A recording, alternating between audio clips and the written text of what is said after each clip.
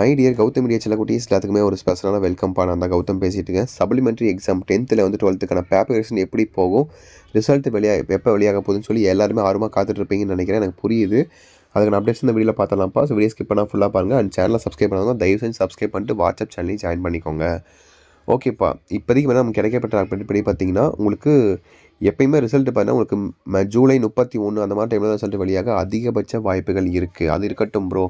Paper correction எப்படி பண்ண போகிறாங்க, எந்த மாதிரி பண்ணுவாங்க, பாஸ் பண்ணுவாங்களா, எனக்கு பயமாக இருக்குது. நான் ஒரு சப்ஜெக்ட் தான் ஃபெயில் ஆகிருக்கேன், ஒரு சப்ஜெக்ட் தான் இந்த எக்ஸாம் எழுதியிருக்கேன், நான் 2 சப்ஜெக்ட் ப்ரோ. அப்படி சில பேர் அந்த மாதிரி மேக்ஸிமம் ஒரு சப்ஜெக்ட் 2 சப்ஜெக்ட் எழுதியிருப்பீங்க எக்ஸாம். ஓகேங்களா, மேக்ஸிமம் உங்களுக்கு நல்ல ஒரு ரிகுலர் கரெக்ஷன் தான் இருக்கும்ப்பா. நீங்கள் கவலையே பட தேவையில்லை. ஓகேங்களா, ஏன்னா இந்த டைம் பார்த்தீங்கன்னா ஆல்ரெடியே இந்த வருஷம் நார்மலாகவே லிபரல் கரெக்ஷன் தான் இருந்துச்சு. அதுலேயும் நீங்கள் ஃபெயில் ஆகிருக்கீங்கன்னா எப்படின்னு தெரில. ஐ திங்க் நீங்கள் எதுவுமே எழுதியிருக்க மாட்டீங்கன்னு நினைக்கிறேன். அதனால் நீங்கள் ஃபெயில் ஆகிருப்பீங்க. சப்போஸ் எல்லாத்தையும் எழுதி நீங்கள் பேஜை ஃபில்அப் பண்ணியிருந்தால் கண்டிப்பாக நீங்கள் ஃபெயில் ஆகிறதுக்கான வாய்ப்புகள் ரொம்ப ரொம்ப குறைவு. ஓகேங்களா, இப்போயும் நான் இதுதான் சொல்லுவேன்.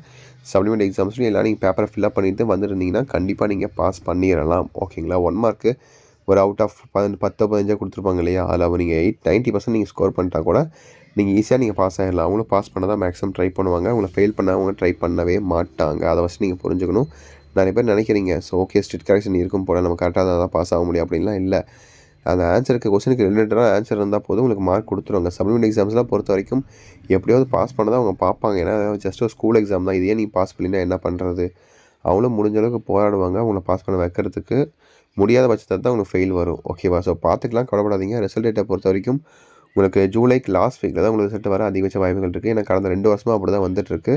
இந்த வருஷமும் உங்களுக்கு அப்படி தான் வர அதிகபட்ச வாய்ப்புகள் இருக்குது. ஓகேங்களா, ஸோ ஜூலை கடைசியில் தான் உங்களுக்கு வரும் மேக்ஸிமம். ஓகேங்களா, வந்தால். ஓகேங்களா, ஸோ அதனால் கொஞ்சம் வெயிட் பண்ணுங்கள்.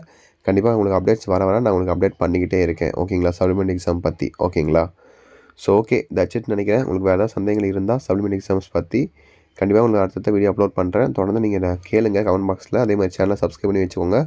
அப்போ தான் உங்களுக்கு தெரிய வரும் எப்பப்போ அப்டேட்ஸ் வருது, எந்த மாதிரி அப்டேட்ஸ்லாம் வருதுன்ட்டு. ஓகேங்களா, ஸோ ஓகேப்பா தட்ஸ் இட் நினைக்கிறேன். விஷயத்தை வெரி ஆல் தி பெஸ்ட். கண்டிப்பாக அதுக்கும் நல்ல மார்க்ஸே வரும், இல்லை பாஸ் ஆயிடுவீங்க, பயப்படாதீங்க. ஓகேங்களா, ஓகேப்பா சில குட்டீஸ் தட்ஸ் இட் நினைக்கிறேன்ப்பா. வீடியோ எண்ட் பண்ணிக்கலாம். சேனலை சப்ஸ்கிரைப் பண்ணிக்கோங்க. ஓகேப்பா, பை ஸ்டூடெண்ட்ஸ், பாய்.